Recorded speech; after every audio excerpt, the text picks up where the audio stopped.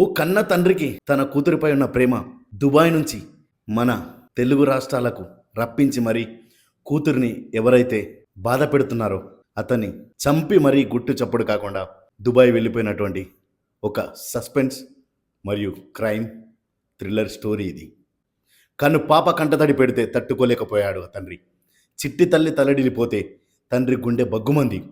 అల్లారు ముద్దుగా చూసుకుంటున్న కూతురు పడిన బాధను చూసి రగిలిపోయాడు ఆ తండ్రి. నేరుగా కువైట్ నుంచి వచ్చి పగ తీర్చుకొని మరీ వెళ్ళిపోయాడు. కువైట్ నుంచి వచ్చి మరీ హత్య చేసి చడీ చప్పుడు కాకుండా తిరిగి కువైట్ వెళ్ళిపోయాడు. తను హత్య చేసిన విషయం స్వయంగా తానే సోషల్ మీడియా వేదికగా వెల్లడించి ఎందుకు చేశాను అన్నది కూడా వివరించాడు. అందరూ నిగ్రాంతపోయారు ఈ విషయాన్ని తెలుసుకున్న తర్వాత. విషయం తీవ్ర సంచలనంగా మారింది. తన కుమార్తెకు జరిగిన అన్యాయానికి చట్టపరంగా న్యాయం జరగకపోవడంతో తాను హంతకుడనే అని కూడా పేర్కొన్నాడు అతను. ఒక్కోసారి బాధితులు ఎంత తీవ్రంగా ప్రవర్తిస్తారో తెలియజేసే సంఘటన ఇది. నేను ఇండియాకి వస్తున్నాను, నేను తప్పకుండా పోలీసులకు నేను సరెండర్ అవుతాను. మీరు ఇప్పుడు దీన్ని బట్టి జరిగిన దాన్ని బట్టి మీరు ఏ శిక్ష చేసినా నేను తీసుకునేదానికి నేను రెడీ. ఒకసారి నా కూతురు చెప్పిన మాటలేనండి. తాత ఎక్కడెక్కడ పట్టుకున్నాను పాస్ పోసుకున్నా ఏ తాత పట్టుకుని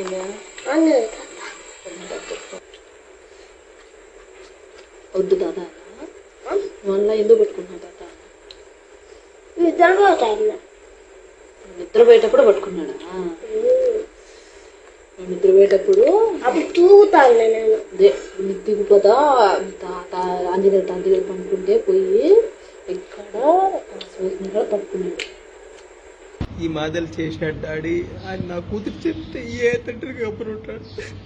తన గారాల కూతురు పట్ల అసభ్యంగా ప్రవర్తించిన వ్యక్తిపై పోలీసులకు ఫిర్యాదు చేసినా సరిగ్గా స్పందించకపోవడంతో ఒక వ్యక్తి ఏకంగా కువైట్ నుంచి వచ్చి మరీ అతనిని హతమార్చాడు. తిరిగి కువైట్ కూడా వెళ్ళిపోయాడు. అతను సోషల్ మీడియా వేదికగా ఒక వీడియోను విడుదల చేయడంతో ఈ ఘటన అంతా కూడా వెలుగులోకి వచ్చింది. అయితే మనం విషయంలోకి వెళ్తే మన ఆంధ్రప్రదేశ్లో గల అన్నమయ్య జిల్లా ఓబులవారిపల్లె మండలం కొత్త మంగంపేట గ్రామానికి చెందినటువంటి చంద్రకళ మరియు ఆమె భర్త అయినటువంటి ఆంజనేయ ప్రసాద్ కువైట్లో ఉంటున్నారు. అందువల్ల వారి సంతానమైనటువంటి ఒక పాపని, వారి కుమార్తెని 12 సంవత్సరాల బాలికను ఆ గ్రామంలో ఉంటున్నటువంటి వాళ్ళ చెల్లెలు లక్ష్మి మరియు వెంకటరమణ దంపతుల వద్ద ఉంచారు. ఇటీవల వెంకటరమణ తండ్రి గుట్ట ఆంజనేయులు, ఆయన దివ్యాంగుడు మరియు 56 సంవత్సరాల వ్యక్తి, మనమరాలి వరుస అయ్యేటటువంటి ఆ బాలిక పట్ల అసభ్యంగా ప్రవర్తించాడు. అయితే ఆంజనేయులు అనే ఈ దివ్యాంగుడు మనమరాలి వరుస అయ్యే ఆ బాలిక పట్ల అసభ్యంగా ప్రవర్తించాడు. ఆ విషయాన్ని బాలిక తన తల్లి అయినటువంటి చంద్రకళకు ఫోన్ చేసి మొత్తం విషయాన్ని కూడా చెప్పింది. అయితే దానిపై చంద్రకళ వాళ్ళ చెల్లెలైనటువంటి లక్ష్మికి ఫోన్ చేసి డీటెయిల్స్ ఏంటి, అది ఇట్లా జరుగుతుంది అని చెప్పి అడగ్గా ఆమె సరిగ్గా స్పందించలేదు. దీంతో చంద్రకళ ఆందోళనకు గురైపోయి కొద్దిగా టెన్షన్ పడి కువైట్ నుంచి వచ్చి మరీ ఓబులవారిపల్లి పోలీస్ స్టేషన్లో తను ఫిర్యాదు కూడా చేసింది. పోలీసులు నిందితుడిని కొంత మేరకు జస్ట్ పోలీస్ స్టేషన్కు పిలిచి ఏదో మందలించి వదిలేయడంతో ఆమెకు వాళ్ళ మదర్కి ఈ విషయం అనేది కొంత అన్కంఫర్టబుల్గా ఫీల్ అయిపోయి దాంతో చంద్రకళ ఈ విషయాన్ని తన భర్త అయినటువంటి ఆంజనేయ ప్రసాద్కు చెప్పింది. ఆడపిల్లపై అసభ్యంగా ప్రవర్తించినా సరే పోలీసులు పట్టించుకోవడం లేదు ఏంటి అని చెప్పి ఆంజనేయ ప్రసాద్ ఆవేదనకు గురై, ఆగ్రహానికి గురై కూడా తను కువైట్ నుంచి శనివారం లాస్ట్ ఇయర్ డిసెంబర్ 14th రోజు వచ్చేసి శనివారం రోజు వేకోజామున ఇంటి ఆవరణంలో నిద్రిస్తున్నటువంటి ఆంజనేయుల తలపైన ఇనుప రాడ్డుతో మోడి మరీ హత్య చేశాడు. వెంటనే తిరిగి మళ్ళీ కువైట్ కూడా వెళ్ళిపోయాడు. అయితే ఈ విషయం పోలీసులకు తెలియక ఆ కేసును ఇంట్రాగేషన్ చేస్తున్న సమయంలోనే అనుమానాస్పద మృతిగా పోలీసులు గుర్తించి కేసు నమోదు చేసి దర్యాప్తు చేస్తున్న సమయంలోనే ఈ ఆంజనేయులు కువైట్ వెళ్ళిన తర్వాత ఈ ఆంజనేయ ప్రసాద్ అనే వ్యక్తి ఆంజనేయులను హత్య చేసినట్లుగా సోషల్ మీడియాలో ఒక వీడియోను వైరల్ చేశాడు. ఆ వీడియో పోస్ట్ చేశాడు. అయితే హత్య చేసిన అనంతరం ఈ ఆంజనేయ ప్రసాద్ అనే వ్యక్తి కువైట్కు వెళ్ళిపోయాడు. వెళ్ళిపోయిన తర్వాత ఆంజనేయులను నేనే హత్య చేశానంటూ కూడా తన తప్పుని సోషల్ మీడియాలో ఒప్పుకుంటూ ఒక వీడియోను పోస్ట్ చేయడం జరిగింది. ఆ పోస్ట్ అనేది పెద్ద ఎత్తున సంచలనం రేపింది. ఒక ఆడబిడ్డ తండ్రిగా తాను చేసింది న్యాయమేనని, పోలీసులకు లొంగిపోతానని కూడా ఆ వీడియోలో పేర్కొన్నాడు. మరియు తన కూతురుకు జరిగినటువంటి అన్యాయం ఇంకే ఆడబిడ్డకు జరగకూడదు అనే ఒక ఉద్దేశంతో పోలీసులు స్పందించకపోవడం వల్లనే నేను ఇలా చేసుకొచ్చానని కూడా ఆయన వివరించాడు వీడియోలో.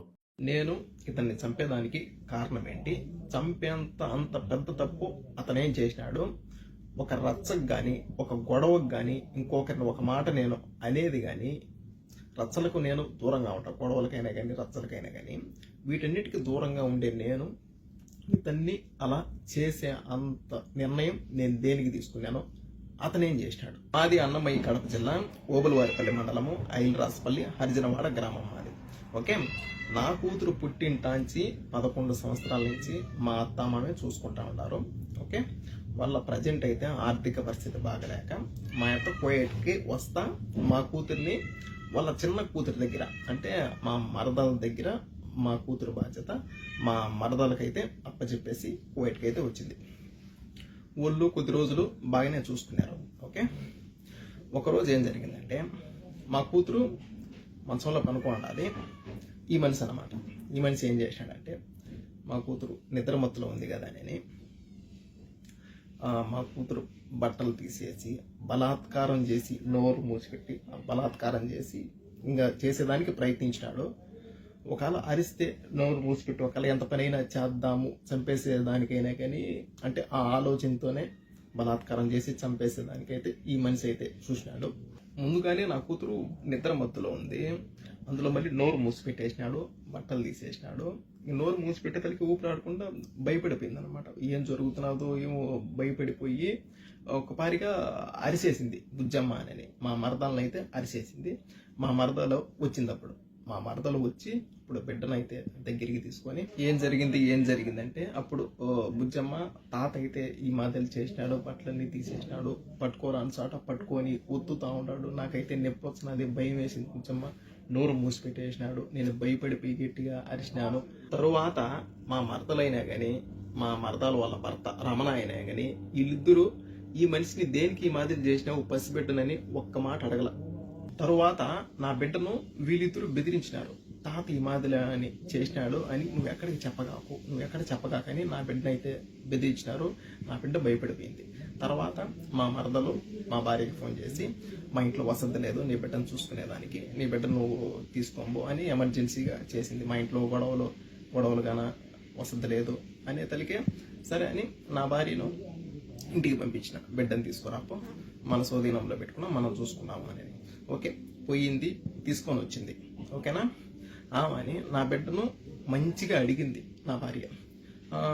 అసలు ఏం జరిగింది, వాళ్ళు ఏమన్నా కొట్లాడుకున్నారా, ఇన్ని రోజులు బాగానే చూసుకుంటా ఉన్నారు కదా, సడన్గా దేనికి ఈ మాదిరి ఏంది, నేను ఊరికి చెప్పండి, భయపడగాకు, అసలు ఏం జరిగింది, వాళ్ళ కాళ్ళకి ఏమన్నా రచ్చలా అని నా భార్య చిన్నగా అడగడం వల్ల నా కూతురు చెప్పేసింది. అమ్మ, నేను నిద్రమత్తులో ఉన్నాను, తాత బట్టలన్నీ తీసేసినాడు, ఇక్కడ పట్టుకొని చెస్ట్ దగ్గర ఊతినాడమ్మా, ఇంకా చెప్పరాని ప్లేస్లో పట్టుకొని గట్టిగా ఊతినాడమ్మా, అరుచానని ఇట్లా మూత పెట్టేసినాడు, చేతితో మూతేసినాడు, నాకు భయం వేసిందమ్మా, ఈ మాదిరి చేసినాను, తర్వాత బుజ్జమ్మకి చెప్పినాను అని అప్పుడు చెప్పింది నా కూతురు. ఇంకా తర్వాత నేను చట్టాన్ని గౌరవిస్తా. ఓకే, మనము డైరెక్ట్గా ఇలా అని వెళ్ళకూడదు, వాళ్ళ పైకి రచ్చకి వెళ్ళకూడదు, మనము చట్టపరంగా వెళ్దాం. ఓకే, ఓబులవారిపల్లి పోలీస్ స్టేషన్లో ఈ మాదిరిలా జరిగిందని కంప్లైంట్ అని నేను చెప్పిన.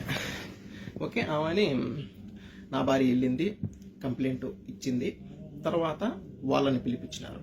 వాళ్ళని పిలిపించి ఈ మాదిరిలా జరిగిన దానికి వాళ్ళను ఒక్క దెబ్బ కూడా కొట్ల, ఏదో 2 మాటలు తిట్టి ఆమెని అక్కడి నుంచి ఇంకా మీ జోలికి, మీ బిడ్డ జోలికి ఇంకా వాళ్ళు రారు అని పంపించేసినారు. ఎవరిని వల్ల ఆడ పంపించేసినారు. ఓకే, ఆమెని ఆ రోజు ఇంటికి వచ్చిన తర్వాత మరుస రోజు నా భార్య కోయేటికి రావాలి మళ్ళీ రిటర్న్. ఓకేనా, ఆ రోజు నైట్ ఏం జరిగిందంటే, నేను ఇది ఒక ఆడబిడ్డ పరువు అనమాట, ఇది ఒక ఆడబిడ్డ మానానికి సంబంధించిన వీడియో, బయట పెట్టుకోకూడదు కానీ పరిస్థితి వచ్చింది. ఓకేనా, బయట పెట్టుకునే పరిస్థితి వచ్చింది. ఓకే, తర్వాత వీళ్ళిద్దరు లక్ష్మీ రమణ వీళ్ళిద్దరు భార్యాభర్తలు మాట్లాడుకొని, అంటే మా భార్య సైడ్ బంధువులకు ఫోన్ చేసి ఈ మాదిరిలా వాళ్ళ బిడ్డను మా మామ ఈ మాదిరి చేసినాడు, అందుకని ఓబులవారిపల్లి పోలీస్ స్టేషన్లో కంప్లైంట్ ఇచ్చింది మా అక్క. మేము పోలీసు వాళ్ళకు డబ్బులు కట్టి కేసు కంప్లీట్ చేసుకొని మేము బయటకు వచ్చినాం అని ప్రతి ఒక్కరికి మా భార్య వాళ్ళ సైడ్ బంధువులకి ఫోన్ చేసి మాట్లాడుతూ ఉంది. ఈ మాదిరి ఎంత పరువు తక్కువగా ఉంటుంది మాకు. మా బిడ్డ పబ్లిక్ చేసేది ఇదొకటి వాళ్ళిద్దరు. నెక్స్ట్ ఇంకొకటి పోలీసు వాళ్ళకు డబ్బులు కట్టి మేము బయటకు వచ్చినాము ఈ మాదిరి కంప్లైంట్ ఇస్తే అని అదొకటి. 2 ఓకేనా. ఆమెని మా భార్య నాకు ఫోన్ చేసి ఈ మాదిరి అంటా ఉంది బావా, ఎట్లా అంటే సరేలేబా నువ్వు మళ్ళీ వెళ్ళు పోలీస్ స్టేషన్కి వెళ్ళు, ఈ మాదిరి అని చెప్పు, ఈ మాదిరి పబ్లిక్ చేస్తున్నారు సార్, పబ్లిక్ చేస్తే మాకే కదా భయసనము అని చెప్పు, ఏమంటారో చూద్దాము అని మళ్ళీ పంపించిన. వెళ్ళింది, సార్ వాళ్ళతో చెప్పినాము. వాళ్ళు ఫోన్ చేసి మాకేమన్నా డబ్బులు ఇచ్చినారా, దేనికి ఈ మాదిరి చెప్పినారు, దేనికి పబ్లిక్ చేస్తున్నారు, ఇది ఆడపిల్ల విషయం కదా అని తిట్టినారు. తిట్టేతలకే ఏమన్నా ఏమన్నా అంటారేమో అని లక్ష్మి ఏదో పురుగుల మందు తాగి ఏదో సూసైడ్ చేసుకునింది. వాళ్ళ పక్క ఏ అంత పెద్ద తప్పు లేకపోతే సూసైడ్ అంత వరకు వెళ్ళింది. ఓకే, సూసైడ్ చేసుకునింది. తర్వాత ఈ మాదిరి సూసైడ్ చేసుకునిందని అక్కడి నుంచి ఎస్ఐ సార్కు ఇన్ఫర్మేషన్ వాళ్ళు చెప్పినారనమాట. ఈ మాదిరి సార్ రాలేదు, ఈ మాదిరి ఏదో తాగిండది అని. ఆమె అని ఆ సార్ ఉండేసి ఈ మాదిరిలా ఏదో తాగిందంట, ఆమెకి ఏదన్నా కానీ అయితే నిన్నైతే అరెస్ట్ చేస్తామని మా భార్యని అన్నారు.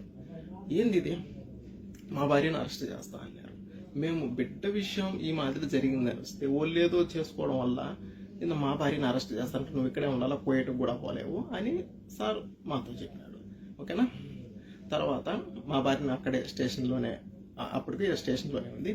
తర్వాత లక్ష్మిని అంటే మా మరదల్ని హాస్పిటల్కి తీసుకెళ్ళి అంత బాగా అయిన తర్వాత మళ్ళీ తీసుకొని వచ్చారు. తర్వాత సార్ ఉండేసి అంక బాగుండదు అట్లే, ఇంకా నువ్వు కూడా వెళ్ళిపో ఇండియాకు, ఇంకా ఈ గొడవలు ఏమొద్దు అని మళ్ళీ పంపించేసినారు. అక్కడి నుంచి మా భార్యని పంపించేసినారు. ఓకే ఆడికి వద్దు అని పంపించేసినారు.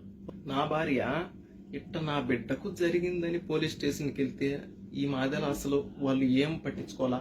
నెక్స్ట్ ఇంకొకటి ఏదో ఆ ఎమ్మి చేసిన దానికి మళ్ళీ నన్నే అరెస్ట్ చేస్తా ఉండారు అని మా భార్య ఆలోచించి, ఇంకొకటి వీళ్ళిద్దరు భార్య భర్తలు నా బిడ్డ గురించి మా భార్య సైడ్ బంధువులందరికీ ఈ మాదిరి బయటికి చెప్పి మా మామ ఈ మాదిరి చేసినాడు, కేసు పెట్టింది, మేము డబ్బులు కట్టి బయటకు వచ్చినాము అని ఈ మాదిరి అందరికీ చెప్పి వీళ్ళు చేసింది ఇదొక్కటి. ఇంకా వీళ్ళు పోలీసు వాళ్ళు ఈ మాదిరి అసలు పట్టించుకోవాలి. ఈ మాదిరి ఆడబిడ్డకు జరిగిందంటే ఈ మాదిరి పట్టించుకోవాలి. ఈ 2 ఆలోచించి ఎవరు సపోర్ట్ చేయలేదు, నా బిడ్డకు ఈ మాదిరి జరిగితే ఎవరు సపోర్ట్ చేయలేదు అని ఆలోచించి నా భార్య సూసైడ్ చేసుకుంది. ఏదో తాగింది. తర్వాత మేము కూడా హాస్పిటల్కి తీసుకెళ్ళి ఎలాగాలో ఎంత కక్కించుకొని చిన్నగా ఎలాగాలో బయటికి నేను తెచ్చుకున్నా. తర్వాత అంటే వీళ్ళిద్దరు లక్ష్మీ రమణ వీళ్ళిద్దరు కలిసి అంటే పబ్లిక్ చేసినారు కదా, మా భార్య వాళ్ళ బంధువులకి పబ్లిక్ చేసినారు కదా. ఇంకా ఒక్కొక్కరు చేసి ఈ మాదిరి జరిగిందంట కదా, మీరేం చేయలేదా, వాళ్ళేమో డబ్బులు కట్టుకొని బయటకు వచ్చినారంట, మీరేం చేయలేదా అని ఒక్కొక్క మాటలు మాట్లాడుతూ ఉంటే ఏందిరా ఇది, ఇల్లు అనబోతే ఇట్లా చేసినారు. నెక్స్ట్ ఇంకా చట్టపరంగా చట్టాన్ని గౌరవించి పోలీసు వాళ్ళ ద్వారా వెళ్దాం అనుకుంటే వాళ్ళు ఏం చేయలేకపోయినారు. ఊరికే మాటల వరకు మాట్లాడి పంపించేసినారు. తర్వాత ఏంటిది ఏం చేయాలో నాకు అర్థం కావడం లేదు. ఆడబిడ్డకి ఈ మాదిరి జరిగితే చట్టం కూడా సీరియస్ గా తీసుకోవాలా. నాకు అర్థం కాల. వీళ్ళు పబ్లిక్ చేసి ఈ మాదిరి మాట్లాడుతూ ఉండేది ఒకటి, వీళ్ళు పోలీసు వాళ్ళు పట్టించుకుంది ఒకటి. అబ్బా నాకేం అర్థం కాల. ఆమెని మొత్తానికి ఎట్లయితే ఎట్లా అవుతుందని మొత్తానికి ఒక కన్న తండ్రిగా నిర్ణయం తీసుకున్నాను. ఈ విషయంలో ఎవరు ఏం చేయలేకపోయినా గానీ నా బిడ్డను నేను కాపాడుకోవాలా. ఎవరు సపోర్ట్ నిలబడకుండా గానీ నా బిడ్డ సపోర్ట్ నేను నిలబడాలా. ఒకవేళ నేను వీళ్ళు నెట్టి సైలెంట్ గా నేను ఉంటే ఇంకా నా బిడ్డకి ఈ మాదిరి జరిగిన దానికి ఒక కన్న తండ్రిగా నేను బ్రతికుండి కూడా సచ్చినట్టే లెక్క. నా కూతురు డాడీ ఈ మాదిరి చేశాడు, డాడీ పట్టుకున్నాడు, డాడీ గట్టిగా పట్టుకో, అక్కడ చెస్ట్ దగ్గర అక్కడ పట్టుకోరాని చోట పట్టుకున్నాడు డాడీ, బట్టలు తీసేసాడు డాడీ, భయపడినా డాడీ, మూసుకున్నాడు డాడీ, నోరు మూత పెట్టేసినాడు డాడీ, భయపడిపోయినాడు డాడీ, ఊపిరాలేదు డాడీ అని చెప్తా ఉంటే ఒక కన్న తండ్రికి ఏ రకంగా ఉంటుందో ఒక్క రొంత ఆలోచించండి. అందులో వీళ్ళు పోలీసు వాళ్ళు ఏం చేయలేకపోయా, వీళ్ళు పబ్లిక్ చేసి ఈ మాదలా మాట్లాడేది ఒకటి. అబ్బా, అప్పుడు నిర్ణయం తీసుకున్నా, నా బిడ్డ జీవితం నాశనం చెయ్యాలి అని అనుకున్నా, అతని జీవితం ఉండకూడదు అని అప్పుడు నిర్ణయం తీసుకున్నా. ఎవరికి తెలియదు. నేను ఇండియాకు వస్తా ఉన్నట్టు ఎవరికి తెలియదు. మా కోయటోతో మాట్లాడుకొని ఒక 4 రోజులు సెలవు కావాలని చెప్పి పాస్పోర్ట్ తీసుకొని 2 టికెట్లు నేనే కొనుక్కొని మా భార్యకి కూడా నేను ఎడార్లేకి జాకూర్కి వెళ్తున్నాను అని చెప్పి నేను ఇండియాకు వచ్చిన. కువైట్ నుంచి ఇండియాకు వచ్చి నేను చేసే పని అతన్ని నేను చేసి తర్వాత మళ్ళీ నేను కువైట్కి వచ్చిన. ఒక్కటి ఆలోచించండి, నేను చేసింది ఓకే తప్పే, కానీ దేనికి చేయాల్సి వచ్చింది? ఎవరు దీన్ని పట్టించుకోకపోవడం వల్ల నేను ఈ నిర్ణయము తీసుకోవాల్సి వచ్చింది. నేను ఒక రచ్చకు బాను, ఒక గొడవలకు బాను, ఒక ఎవరిని ఒక మాట తప్పుగా నేను అన్ను. అలాంటిది ఇంత నిర్ణయం దేనికి తీసుకున్నాను? అంతవరకు పరిస్థితి వచ్చింది, ఇంతవరకు తీసుకొని వచ్చినారు. ఇతనిని చంపిన విషయంలో నా సైడ్ బంధువులకు కానీ మా భార్య సైడ్ బంధువులకు కానీ ఎవరికి ఏ సంబంధం లేదు. మొత్తం అంతా పూర్తి బాధ్యత నాదే, నేనే చేసిన. ఓకే, ఏం చేశాను? ఒక కన్న తండ్రిగా వీళ్ళు పోలీసు వాళ్ళు ఏం సీరియస్ గా తీసుకోకపోయా. వీళ్ళు అనబోతే లక్ష్మి వాళ్ళ భర్త ఈ మాదిరిలా అందరికీ ఫోన్లు చేసి అల్లరిపాలు చేస్తా ఉండి రచ్చగొట్టినట్టు మాట్లాడుతూ ఉండి ఒక కన్న తండ్రిగా ఇంకా నేను ఏం చేశాను? ఇంకా నిర్ణయం తీసుకోవాల్సి వచ్చింది. నిర్ణయం తీసుకున్నా, ఇండియాకి వెళ్ళినా, చేసే పని చేసినా, మళ్ళీ కువైట్కి వచ్చిన. ఓకే, ఇండియాలో అంటే అక్కడ ఈ మాదిరిలా మనిషిని చంపినారు అని తెలుసు, కానీ దేనికోసం చంపినారు, ఎవరు చంపినారు, అంత ఇతనేం చేసినాడు అని తెలీదు. ఇతనేం చేసినాడు అంతవరకు, చంపేంతవరకు ఏం చేసినాడు అని ఎవరికి తెలీదు. అందుకని ఇంకా నా జీవితం పోతే పోయింది నాకు తెలుసు, ఎందుకంటే తప్పు చేసిన పోతే పోయింది. అందుకని బిడ్డ పరువు కూడా పబ్లిక్ చేసేసినారు. అందుకని దీనికోసం వీళ్ళు ఈ మాటలు చేసినారు. అందుకని నేను ఇలా చేయాల్సి వచ్చింది. అందుకని నేను ఈ వీడియో పెడతా ఉన్నా. నేను చేసింది తప్పు, నేను ఒప్పుకుంటున్నా. చట్టాన్ని గౌరవించి నేను ఈ విషయం నేను పబ్లిక్ చేసి నేను లొంగిపోయేదానికి నేను వస్తా ఉన్నా. నేను ఇండియాకు వస్తున్నా, నేను సరెండర్ అవుతా. ఓకే, నేను చేసిన తప్పే, కానీ నా బిడ్డకు ఈ మాదిరి జరిగింది, ఎవరు పట్టించుకోకపోవడం వల్ల నేను ఈ మాదిరి చేయాల్సి వచ్చింది. ఈ రోజు నా బిడ్డకు జరిగింది, రేపు ఒకవేళ మీ బిడ్డకు, మీ ఇంట్లో ఆడవాళ్ళకు ఈ మాదిరి జరిగితే పట్టించుకోకుండా ఒకవేళ ఇంకెప్పుడు పట్టించుకుంటారో, తేటిగా ఆడబిడ్డల మాన ప్రాణాలు తేటిగా పోయిన తర్వాత, సమాధిలోకి వాళ్ళు వెళ్ళిన తర్వాత పట్టించుకొని ఏం ఉపయోగం? ఒక నా బిడ్డ గురించే కాదు, ప్రతి ఒక్క ఆడబిడ్డ గురించి నేను ఆలోచించి ఈ మాదిరిలో ఒకవేళ ఎవరైనా ఈ మాదిరి చేస్తే, ఒకవేళ ఎవరు ఏం చేయలేకపోయినా కానీ, ఒకవేళ వీళ్ళ బంధువులు అయినా కానీ, వీళ్ళ తండ్రి అయినా కానీ, అన్నైనా కానీ, తమ్ముడైనా కానీ, ఒకవేళ ఏదైనా చేస్తాడో తెలిసిన తర్వాత అలా భయపడైనా కానీ ఆడపిల్లల జోలికి రాకుండా ఉంటారు అని ఆలోచించి నా జీవితం పోయినా పర్వాలే, బిడ్డ పరువు ఈ మాదిరిలో పోయినా పర్వాలే, ఇంకొకరు బాగుంటారు కదా, ఇంకొకరికి ఇది విషయం అని చెప్తానే, ఇంకొక బిడ్డకు ఈ మాదిరిలో జరిగిందని చెప్తానే అప్పుడైనా సీరియస్గా పట్టించుకుంటారు కదా అనే ఆలోచనతో నేను ఈ పని చేసిన. ఈ వీడియో రాజకీయ నాయకులకు, సీఎం సార్ చంద్రబాబు నాయుడు గారికి చేరేంత వరకు షేర్ చేయండి. ఎందుకంటే ఈ మాదిరిలో జరిగిన దానికి ఆడపిల్లల మాన ప్రాణాల గురించి ఖచ్చితంగా వీళ్ళు మాట్లాడాలి. ఇలా జరిగిన దానికి ఖచ్చితంగా వీళ్ళు దీనిపైన రియాక్ట్ అయ్యి ఖచ్చితంగా మాట్లాడాలి.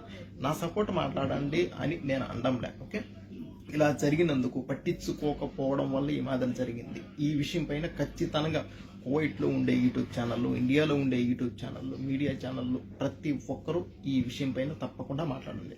నేను ఇండియాకు వస్తున్నాను, నేను తప్పకుండా పోలీసులకు నేను సరెండర్ అవుతాను. మీరు ఇప్పుడు దీన్ని బట్టి, జరిగిన దాన్ని బట్టి మీరు ఏ శిక్ష చేసినా నేను తీసుకునేదానికి నేను రెడీ. నేనైతే ఇండియాకు వచ్చి మీకు నేను సరెండర్ అవుతాను. దీంట్లో మా వాళ్ళకి కానీ, మా భార్య సైడ్ వాళ్ళకి కానీ, నా సైడ్ వాళ్ళకి కానీ ఎవరికి ఏ సంబంధం లేదు. మొత్తం అంతా చేస్తే నేనైతే వచ్చి నేను మీకు సరెండర్ అవుతాను. ఒకసారి నా కూతురు చెప్పిన మాటలేనండి. ఎక్కడెక్కడ పట్టుకున్నాను పాస్ పోసుకునే ఏ తాత పట్టుకునిందా? వద్దు తాత, మళ్ళీ ఎందుకు పట్టుకున్నావు తాత? నిద్రపోయేటప్పుడు పట్టుకున్నాడా? నిద్రపోయేటప్పుడు అప్పుడు తూగుతాను నేను. దిగిపోతా తాత ఆంజనేయ తాత దగ్గర పనుకుంటే పోయి ఇక్కడ పట్టుకున్నాడు. ఈ మాదలు చేసిన డాడీ ఆయన నా కూతురు చెప్తే ఏ తండ్రికి అప్పుడు ఉంటాడు. చట్టపరంగా పోవాలని పోలీసు వాళ్ళకి కంప్లైంట్ ఇచ్చే వాళ్ళు వాళ్ళ దగ్గర డబ్బులు తీసుకొని వాళ్ళని వదిలేసి వాళ్ళు ఆ బాధలు చేశారు, పోలీసు వాళ్ళు ఈ బాధలు చేశారు, వీళ్ళు మా మర్దాలు ఇట్లా రమణ వీళ్ళు ఈ బాధల మీరు కేసు పెట్టినా కానీ మేము డబ్బులు కట్టేసి మేము బయటకు వచ్చినామని పబ్లిక్ చేసేసారు. ఏం చేయాలి? ఏ తండ్రి గబ్బురుంటాడు? ఇట్లా జరిగిన తర్వాత నాకు బతకాలని లేదు. అసలు నాకేదన్నా అయిందంటే నా భార్య నాతో పాటు చనిపోతుంది. ఇంతమందికి చావులకు కారణం ఎవరు? నాకైతే బతకాలని లేదు, చనిపోవాలని నాది. మా భార్య నేను ఇద్దరం చనిపోతాం.